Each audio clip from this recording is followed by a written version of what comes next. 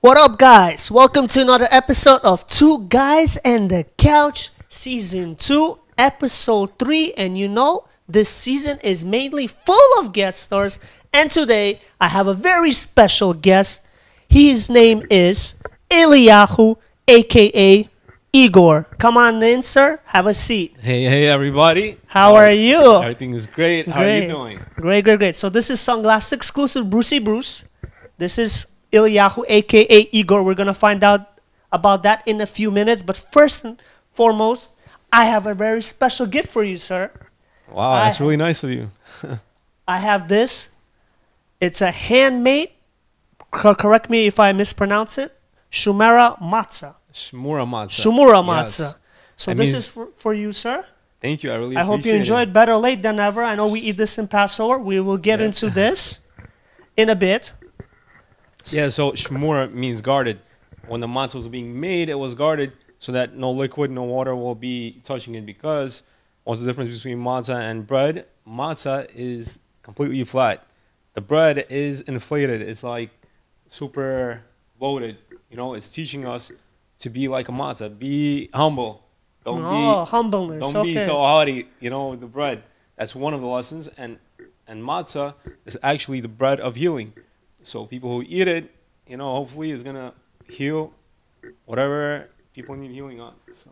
Amazing. Well, I hope you enjoyed it. It's actually very delicious. I had 2 other boxes that I ate during Passover, and we're going to enjoy that one. Amazing. So let's get started. First, let's find out why you are Eliyahu, first of all, and aka Igor, and you have 2 different names. What does that mean? What is that all about? Let the viewers know. Yep. So, interestingly, my legal name is Igor. And when I was going into high school, there's a Hebrew class there.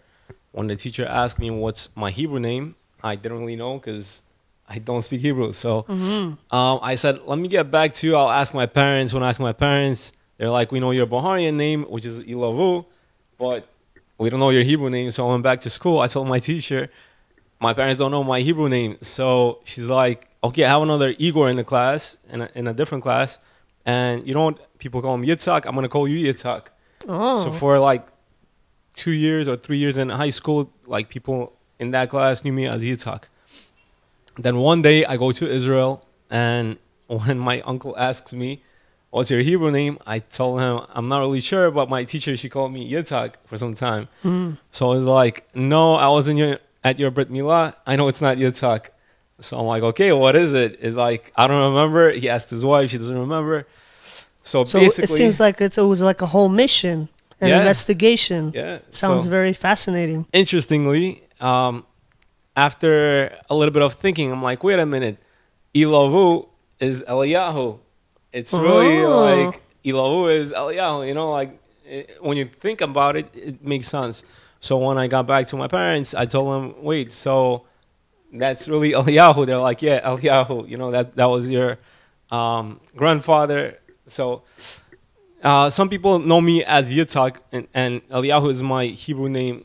So I started introducing myself as Eliyahu because it's very, very good when people call you by your Hebrew name, actually. What's your Hebrew name? Mine is Baruch. Beautiful. That means which blessing. Means firstborn, yes. And my father wanted to name me. In the Jewish tradition, by the way, if you have a son who's a firstborn, usually the fathers name them Boris, and it's Baruch in Hebrew. That's what my father wanted to do, and my mom just tagged along. So beautiful. Actually, in Baharian, it's like Bechor, right? Bechor, that's firstborn. And it has the same root as Baruch, yeah. Yeah. So which means blessing. Yeah, so I'm a blessing in the sky, baby. You already know it. Man.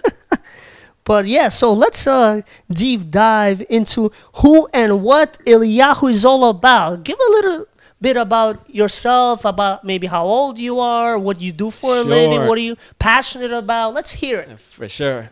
So I am 36 years old. Married?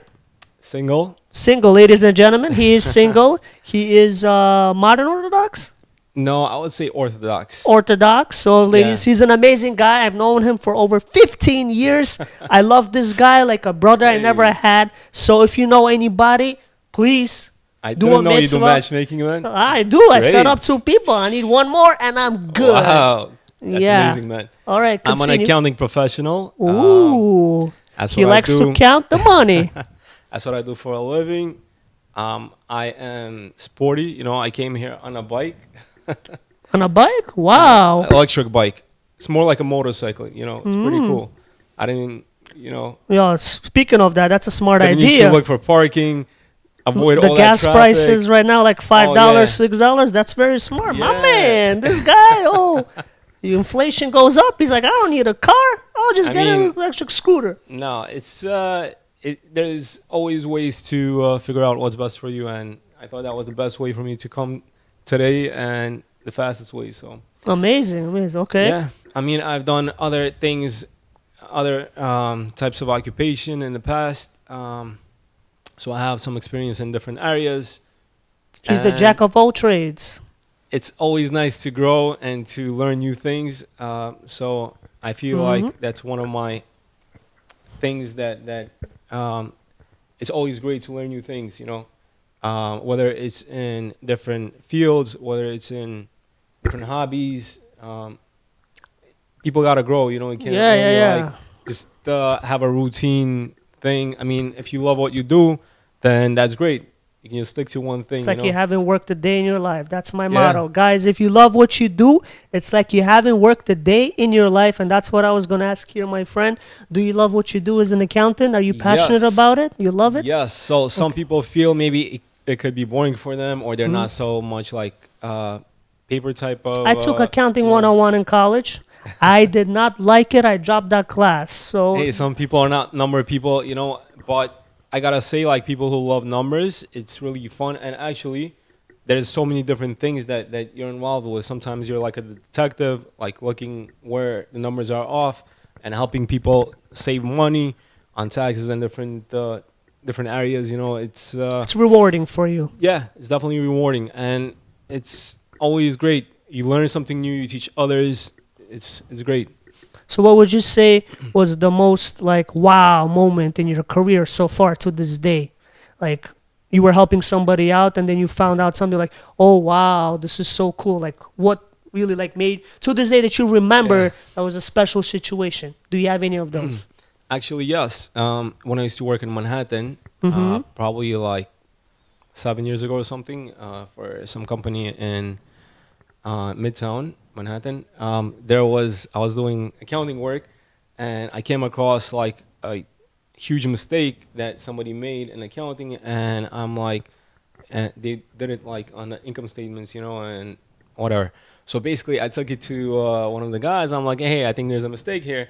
And they're like, wow, you know, you're just beginning in accounting and you already found this mistake. That's Nice. great. So that was like a big, you know, That gave it the motivation for me. spark. Yeah, so like that's I love definitely this. you know what? Wow, that's great. I'm actually doing something valuable here, you know, like, and it's good because once companies get audited, they don't want to mess anything up with their, you know. So you work with companies, not statements. with people like individual, correct? Well, currently I work for a small accounting office where they do corp taxes, personal taxes. If you need an all type of accountant, things. ladies and gentlemen, you have some sort of a business, this is your go-to, Eliyahu. I will tag him. If you have any questions or concerns, I will definitely give you his contact information. DM me, message me. By the way, guys, like, share, subscribe this video, share it with your grandma, great parents, everybody that you know, great parents, your friend, your cousin, your brother, your mother from another mother, father, whatever. Just share it because all I want is to just spread positivity and motivational and introduce you guys to amazing people such as my friend here, and we're learning so much about Thank you. it. You're pretty amazing yourself, man. Oh, damn, bro. Thank you very much. The funniest guy I know. Sense of humor is a must because I believe life is too short, especially for bad coffee. And in order to be number one, you got to be what? Number one, you got to be odd. There you go, my man. He's been watching my Sunglass exclusive Brucey Bruce podcast. You can check him out on my page too. Yeah, plus I'm an accountant, so yeah, you're giving me some numbers here. We're going to see how many views and numbers we're going to get. The last podcast got up to 300 views, the most ever, record high. That's great. So let's see if this is going to get a record high. Yo, if it will, we're going to be counting those numbers. Instagram, algorithm, Facebook, YouTube, Spotify, Apple Podcasts, all of the podcasts in the making, baby. You already know it. Amazing. And thank you for the marketing, man. Actually, Of course. you know, when I started my YouTube channel with the Ray Torahs and all that stuff, Okay, we're going. maybe you can put up some link in your channel. I will. Ladies and gentlemen, he likes to actually, as a hobby, one of his hobbies is to study and learn about the Torah. Why don't you give the viewers a little bit about what is the Torah and what do you study and why do you love it so much and why does it inspire you and you continuously study even sometimes at 3, 4 o'clock in the morning? I've known you to No, study. that's not exactly. That's exaggerating. Really? Maybe one day I'll reach that level. Thank you. But Saturday nights, No. I know you tell me you always Yes. gotta study. I invite this guy to We- go out Saturday. I can't, man. I gotta study. yes, we have a havruta, which means a learning partner, and we have a dedicated time that we put aside. You know, it's whether it's Saturday nights and other times. So yeah, that time is really important. It's good to have a study partner.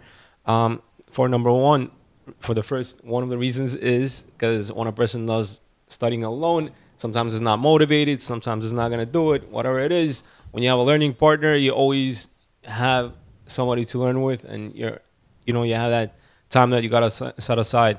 It's like same thing going to a gym. You know, people can work out at home, but no, they got to go to a gym. Otherwise, they're just going to give up. They're not going to they don't have that much motivation.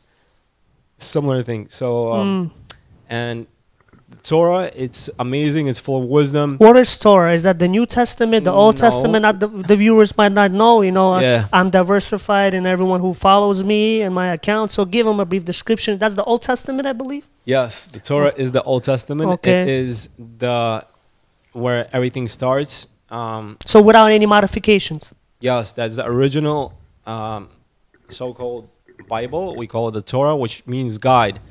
It's in Hebrew it means guide. So it's really Guide, supposed to be a G-U-I-D. guide. Okay. Yes, it's supposed to that's be a guide for your life. Yeah. And it has all the answers that you're seeking, whether it's in relationships, whether it's in family life, in business, in anything. It gives you a guide, and there's more to the Torah, which is different rules. And of course, that's the original one, and that is called the Old Testament because when the Christians came along, well, when Christians came along, they added something to it called the New Testament, which they call it the Bible.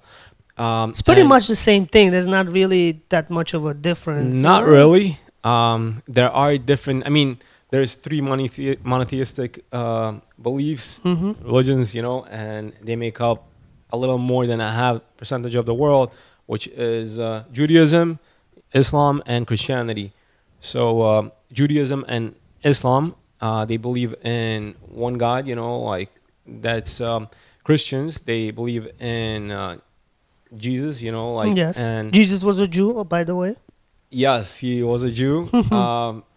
And basically, they have each of the religions have a little bit. They begin with the same Torah, with the same Old Testament, and the Christians have like the New Testament, and Islam they have like the Quran that continues after the Old Testament. So everybody believes in the Old Testament. For Jews, we only believe in the Old Testament, and there is something called the oral laws. So that's called the Talmud, which means like all the different That's what you study. rules and laws. Yes, that were passed down.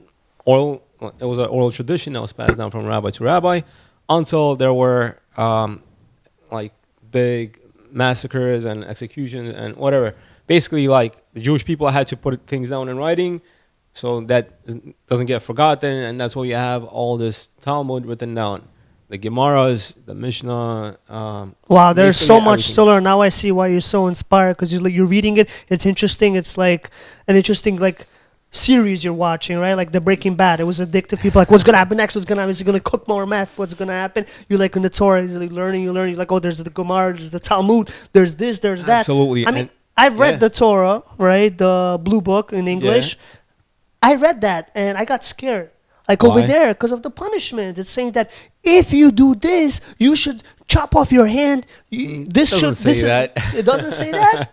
Chop off your hand? No, not really. No. Come on, like if God forbid someone cheats on you, or if you do something wrong, this is there's like severe punishments there. It's like to the extreme. Why is it like that? I think people really need to have a Torah guide, like a rabbi or a mentor or somebody who is like very well versed, so they can really explain what's going on, because some people don't really get the right idea when they read something in the it's Torah. confusing. By the way, who is your mentor or rabbi? Give him a shout out. So I have several different rabbis. Give them a shout out. Maybe they'll watch this video. I'll tag them. One is Rabbi Yosef Akilov. One is Rabbi Akilov? Yochanan Benyamin. Oh, okay, yes. And Emet, right? Yes, is one of the Emet rabbis. And I have plenty of other ones that I really love and enjoy learning from. If you guys need any mentors, he can definitely give you some recommendations, because he's very into this studying and learning, and I just never came across a person who's so into this. It's like amazing and fascinating, and that's what I love about this guy. He's so passionate about the study. So that's one of your major hobbies, right? Yes, actually that is one of my hobbies, and I'm sure you've met plenty of guys who are yeshiva guys, and I did, but I'm not as close with them as I am with you. You're like my brother from another mother. I've known you. I've invited you out to places. Let's do this. Let's do that. And you're always dedicated. You do find time. You do alternative. You do give rain checks and everything. But it's not like, I don't know. I'm dedicated to my study. And that's just amazing, man. That's amazing. Yes, I love it. I'm a very, very busy guy. That's true. So it's all about those priorities. Yeah.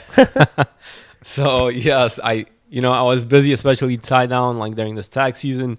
So I couldn't really do too much. But yes, Torah is very important. People should really learn and study and grow. It's not only growth for your spiritual and mental state, it's growth for your life. And you can actually have many, many life decisions like available to you. And going back to one of your questions, once you have like somebody who explains you the Torah, if you read something like, for example, if it says like a person deserves a death penalty, right? Actually, there are special rules that the death penalty can happen. Like there has to be 2 witnesses, and before they can give him a death penalty, they got to give that person a warning.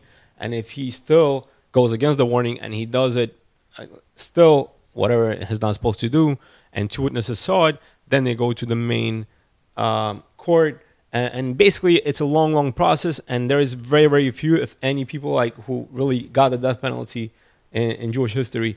So it's not like if you do something wrong, you get a death penalty. So I guess like people really just need somebody to point it out to them. There's so much. Wasn't there one parasha in the Torah? I don't remember the name of it, where there was 4 brothers or 3 brothers, and one brother betrayed his brother, and the other 2 wanted to kill the other brother or something. Do you know what I'm talking about? I think Yosef or something. Yes. Yeah. I know what you're talking about. Yeah, so that's the one I was like, wow, that is interesting. So yes, there is so much deep, interesting thoughts on that one. So we have our forefathers, Abraham, then Yitzhak, and Yaakov. And Yaakov, he had 12 sons actually. Before he had the 12th son, his 11th son was considered the youngest, and his name was Yosef. And since Yaakov gave him a lot of attention, the other brothers got jealous of him, and they wanted to, they were planning to kill him. And then at the end, they decided not to kill him, but to put him in a pit and just sell him as a slave. Yeah, and so that's the thing that like I was reading that kind of scared me a little bit. I was like, this is quite interesting, but quite scary. This is one of like the biggest, one of the, like everything is amazing and great in the Torah, but I guess some people, they just love this specific story because it's full of action. It's full of like amazing concept. And there is a reason for everything. Every single letter has a reason. Every single dot in the Torah has a reason. Every word, every sentence. Basically, you can learn just so much. There's secret codes in there in the whole Torah. And basically, the story that you're referring to, Yosef was sold as a slave. But I'll just give you one idea, actually. And then I'll try giving you one idea first. Basically, one of the ideas is when Yosef was, he was a young boy, he was young teenager. He was about 17, I think, when this whole thing happened. And basically, what happened was when he was sold as a slave, he was traded between the Egyptians and the Midianites and whatever. Basically, I think when he was bought as a slave by somebody, what was interesting is that when they